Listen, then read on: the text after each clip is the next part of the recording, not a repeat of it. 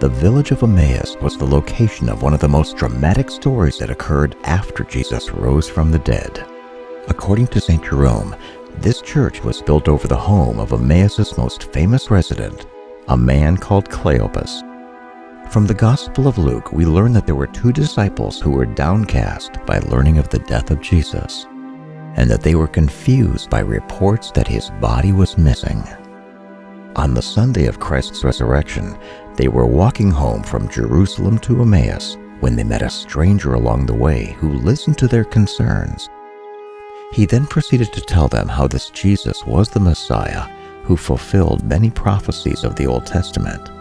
Now this stranger was Jesus, but they didn't recognize him.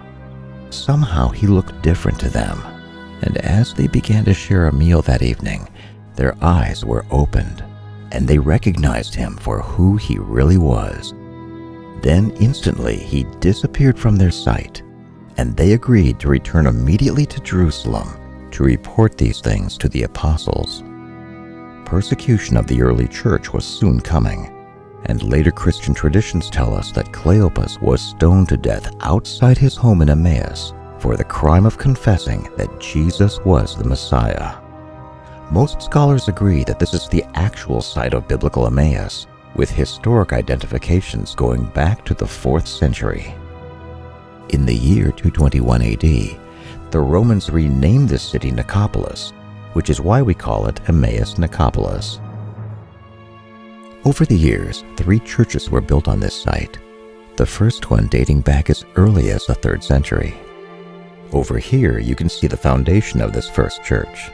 It was destroyed probably in the Samaritan Revolt of 529 AD, but this was still the Byzantine era, and Christianity was very strong in the Holy Land. So this small church was rebuilt in the 6th and 7th centuries, as well as a newer, much larger church over here.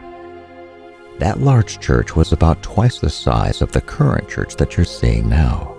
This large church stood for almost 500 years until 1009 AD, when many churches in the Holy Land were destroyed by a tyrannical caliph from Egypt named Al-Hakim. The Crusaders' response to Al-Hakim's cruelty was swift, and they rebuilt many of the churches in the Holy Land, including the one in this location. They didn't rebuild the small church, which has been in ruins ever since.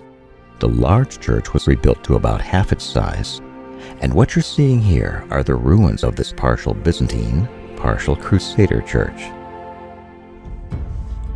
Now let's talk about the Emmaus Road, and by that we mean the journey of these 2 early disciples.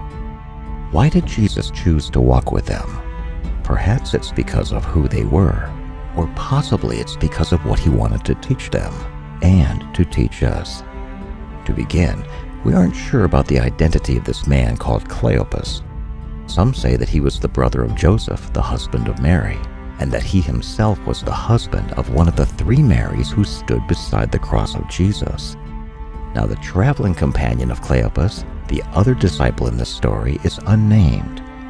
The late 2nd century scholar Origen of Alexandria believes that this other disciple was Cleopas' youngest son, Simeon, who later served for 43 years as the 2nd bishop of Jerusalem.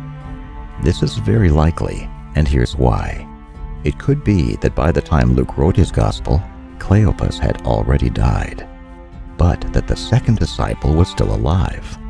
Therefore, for Luke to identify this 2nd person would be to mark him for persecution, especially if this disciple was a prominent figure in the church. And so, for the protection of this other person, Luke concealed his identity.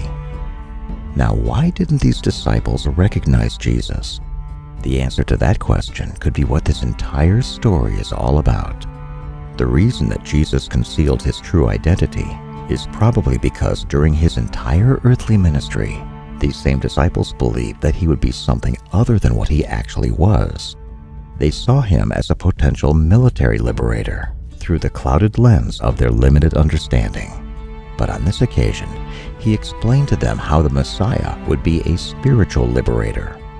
And by concealing his identity from them, he was enacting in his outward appearance the reality of their own misunderstanding. All during his ministry, they really didn't know who he was, nor what his true mission would be.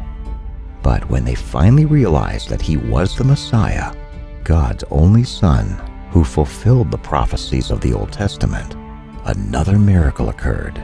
God then allowed them to recognize Jesus for who he really was, both physically and spiritually.